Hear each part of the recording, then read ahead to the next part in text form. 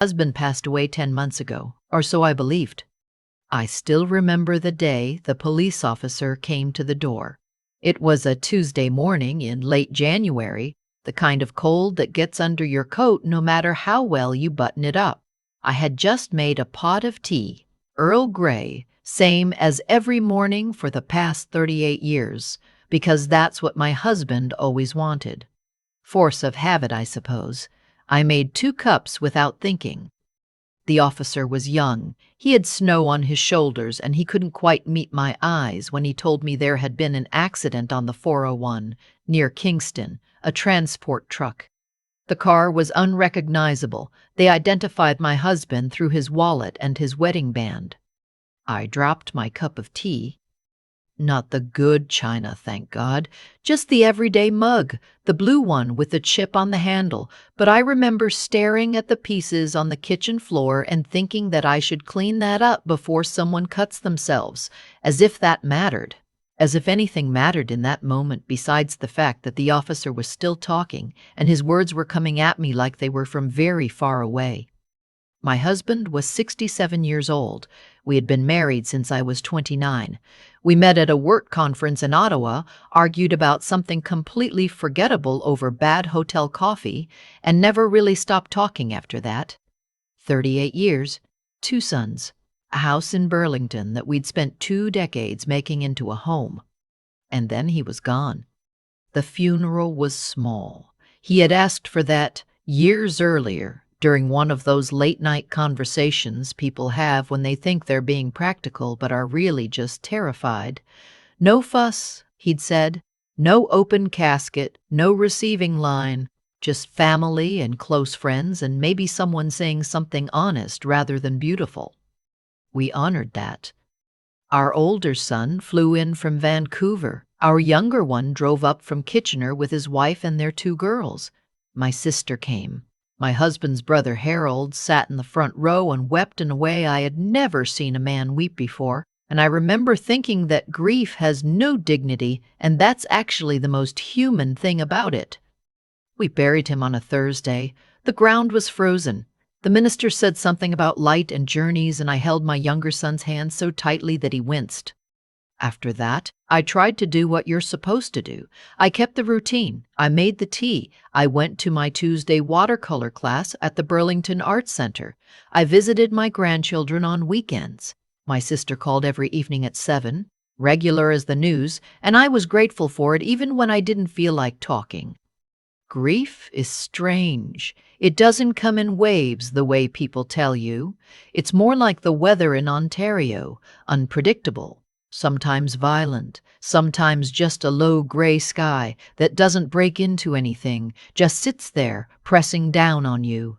I'd be perfectly fine in the grocery store and then see a bag of the particular coffee he liked, that dark roast from the little shop on Brant Street, and I'd have to leave my cart and go sit in my car for 10 minutes. 10 months of that. 10 months of making 1 cup of tea instead of 2. 10 months of his side of the closet, staying exactly the way he left it because I wasn't ready. And then, it was a Saturday in November, one of those bright, cold mornings that make Burlington look like a postcard. The lake just visible at the end of the street, the maples all stripped bare, the sky a flat, hard blue. I had driven to the Fortinos on Appleby Line to pick up a few things for Sunday dinner. My younger son and his family were coming. I was going to make the lamb stew his daughters loved, the one with the root vegetables and the rosemary that takes all afternoon. I was standing in the produce section, trying to decide between 2 bags of parsnips when I saw him. He was at the far end of the aisle. He had his back to me. He was wearing a gray jacket I didn't recognize, and his hair was a little longer than he used to keep it. But I knew the way he stood. I knew the slope of his shoulders, the particular way he tilted his head when he was reading something. 38 years. You know a person's body, the way you know a piece of music you've played 1,000 times. You don't have to think about it. You just know. I put down the parsnips. I told myself it was impossible. I told myself grief does this, makes you see familiar shapes and strangers, makes your mind reach for what it has lost. I had read about this. My doctor had even mentioned it. Grief hallucinations, he'd called them, very gently, when I told him I thought I'd heard my husband's laugh at a gas station 2 months after the funeral. But I didn't walk away. I walked toward him. He turned slightly to reach for something on the shelf, and I saw his profile. I grabbed the nearest shelf to keep from falling. It was him, not someone who looked like him, not a trick of lighting or wishful thinking. It was my husband standing in the produce section of a Fortino's in Burlington, Ontario, very much alive, holding a bag of sweet potatoes like it was the most ordinary Saturday morning in the world. I couldn't breathe. I couldn't move. I stood there and watched him put the sweet potatoes in his basket. I watched him take out his phone and look at something on the screen.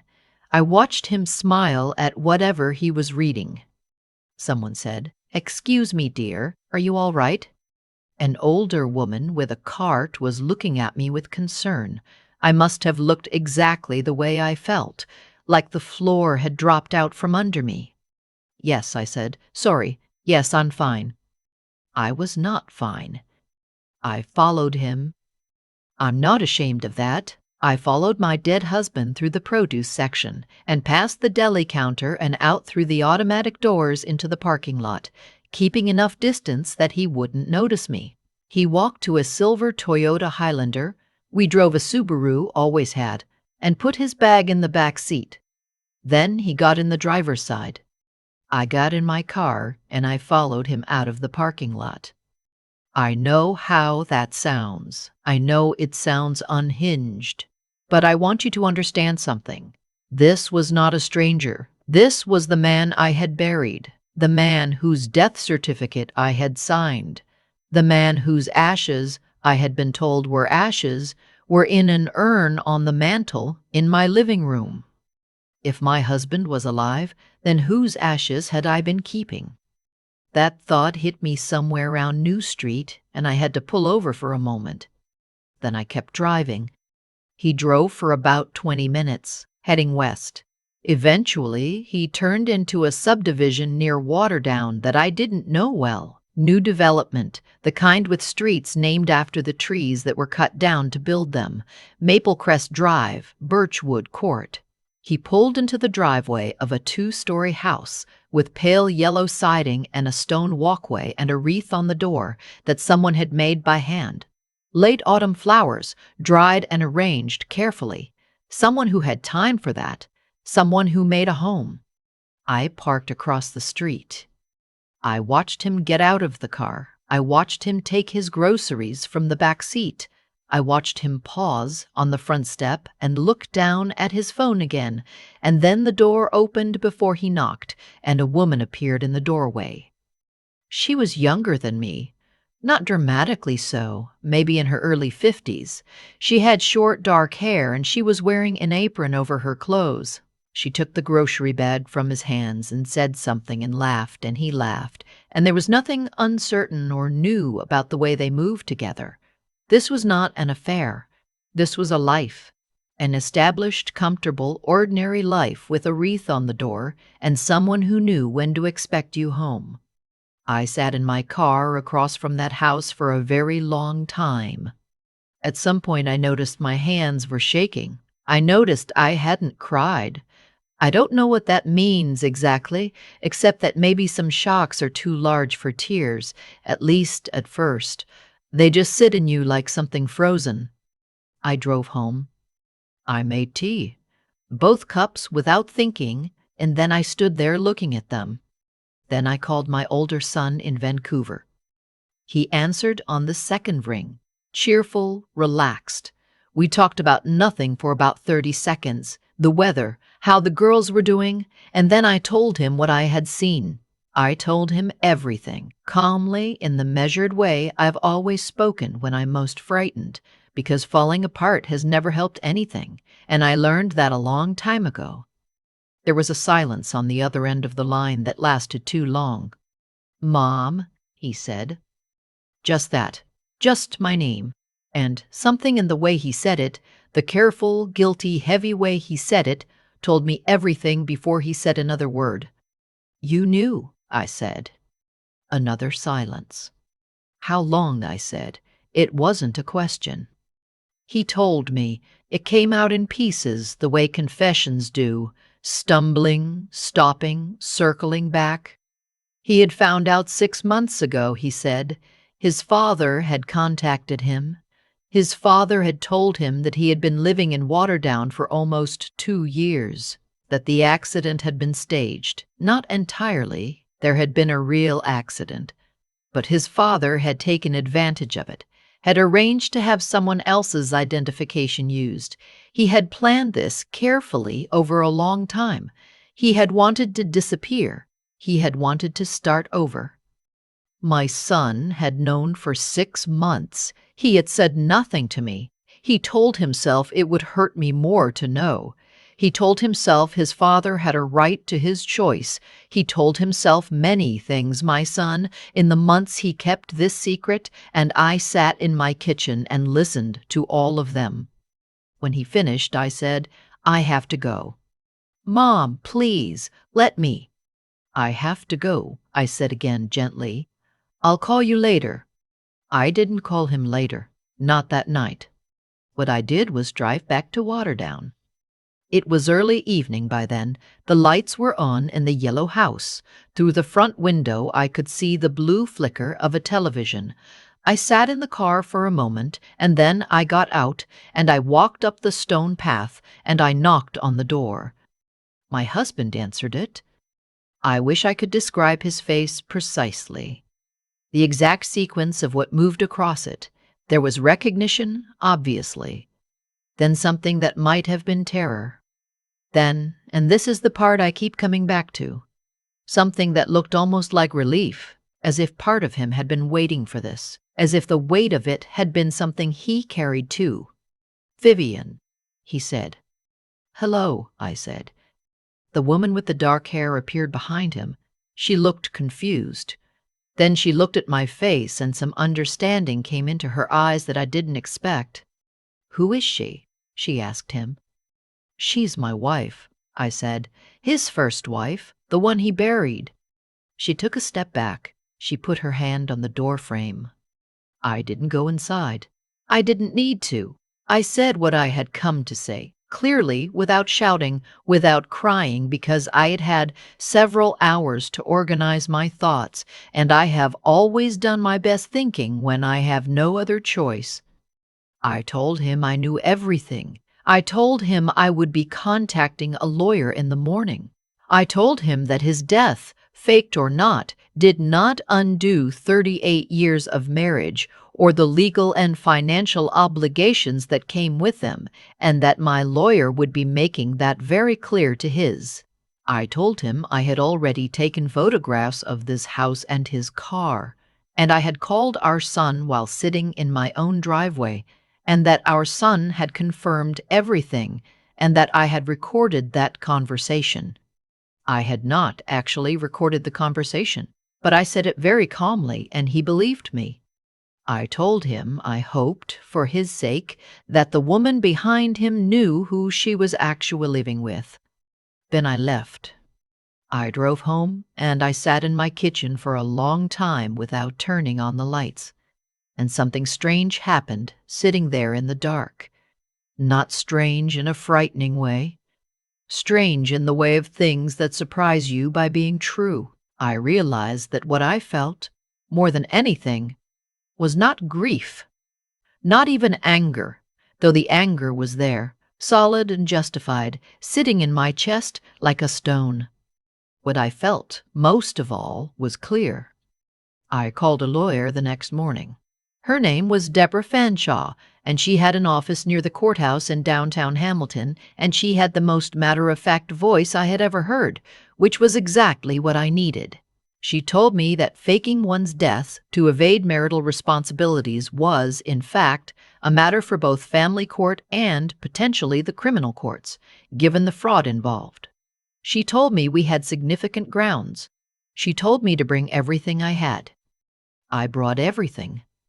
The legal process took months. I won't pretend it was clean or simple or satisfying in the way that television court dramas suggest. It was exhausting. It was humiliating in ways I hadn't anticipated. Not because of anything I had done, but because having the details of your marriage laid out in documents and reviewed by strangers has a particular kind of indignity to it that no one warns you about. But at the end of it, I was protected. The matrimonial home in Burlington was secured in my name. His pension contributions, 30 years of them, were factored into the settlement. The financial advisor my lawyer referred me to helped me understand what I was working with and what my future actually looked like.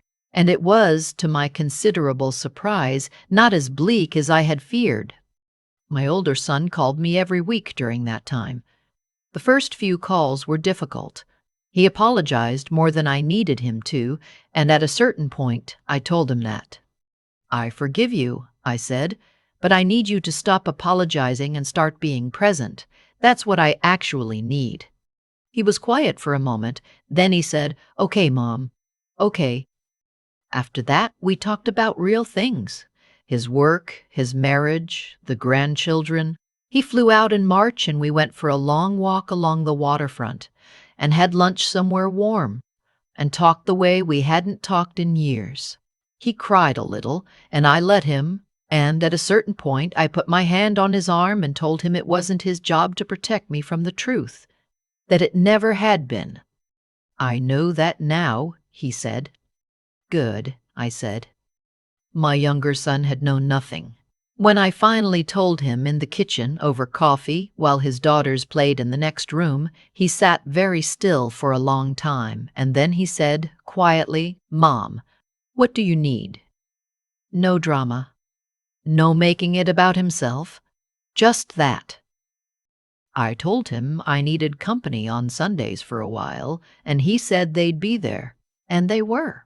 Every Sunday for months, the girls running through my house, my daughter-in-law helping in the kitchen, my son fixing the things that needed fixing because he's always been better with his hands than with words, and that's always been fine with me.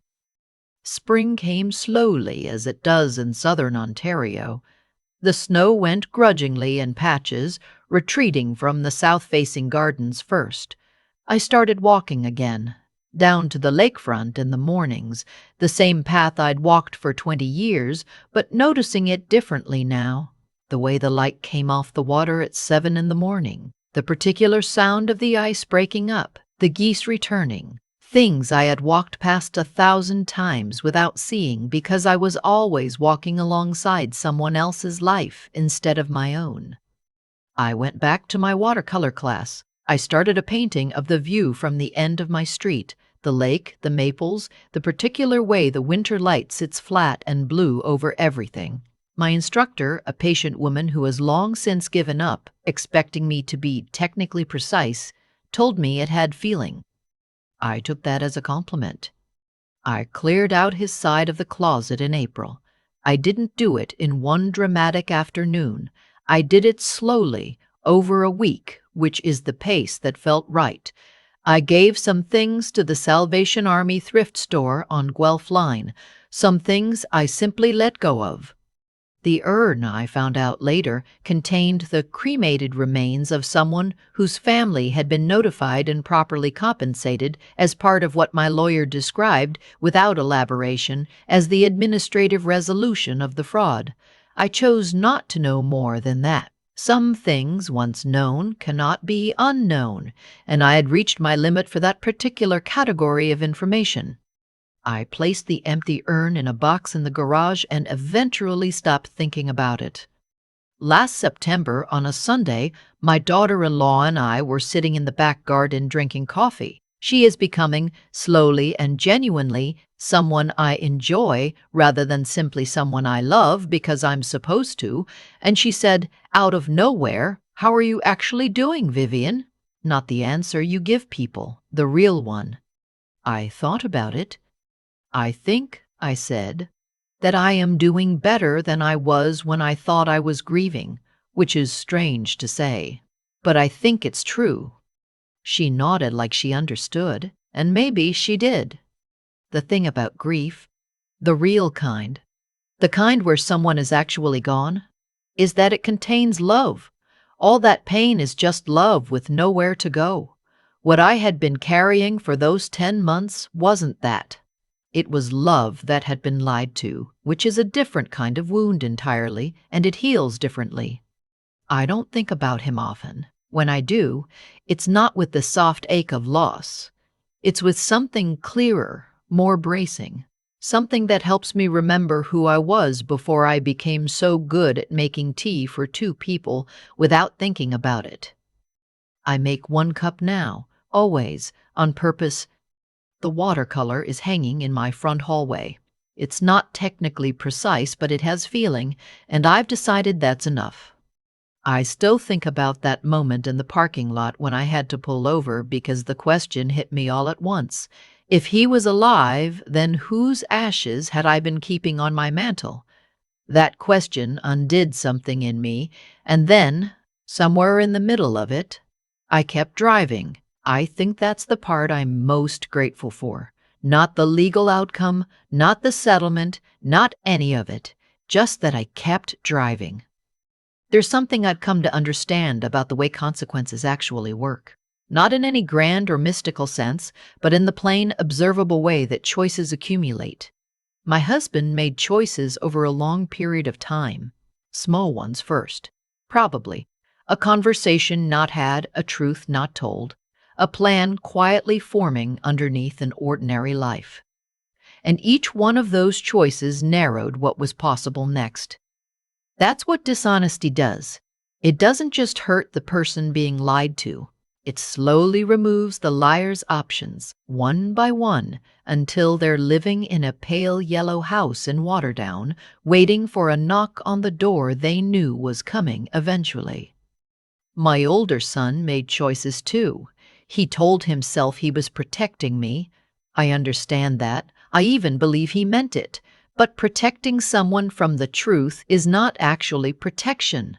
It's a kind of theft, because it takes away their ability to respond to their own life with full information. He learned that. It took a while and it was uncomfortable for both of us, but he learned it. That matters. What I keep returning to is this: the people who came through this well, my younger son, his wife, even my lawyer with her matter-of-fact voice, they all had something in common. They were honest about what they knew and didn't know. They didn't perform certainty they didn't have, or kindness they didn't feel. They just told the truth and showed up. That's it. That's the whole of it. I used to think that wisdom was something you accumulated quietly, that it just settled into you with age the way furniture settles into a house. I don't think that anymore. I think it has to be chosen, actively, in the moments when the easier thing would be to look away. When the officer came to my door, I could have accepted it without question. When I saw my husband at Fortino's, I could have told myself I was imagining things and gone home and made my lamb stew. When my older son stumbled through his confession on the phone, I could have let him keep apologizing forever instead of asking him to stop and be present instead. Every time I chose to see clearly rather than comfortably, something opened up. That's not magic. That's just what happens when you insist on knowing where you actually are. I'm 68 years old. I paint watercolors that are not technically precise. I walk to the lake in the mornings and I notice the light in a way I never did before. I make one cup of tea always on purpose. I have a daughter-in-law who asks me real questions and waits for real answers, and two granddaughters who run through my house on Sundays and leave crumbs on the kitchen floor, and I have never once wished that things had gone differently. That surprises me sometimes, but I think it's true. The watercolor is still hanging in my front hallway. My instructor said it had feeling. I've decided that feeling is the whole point, and that getting there the long and unwanted way was still worth it.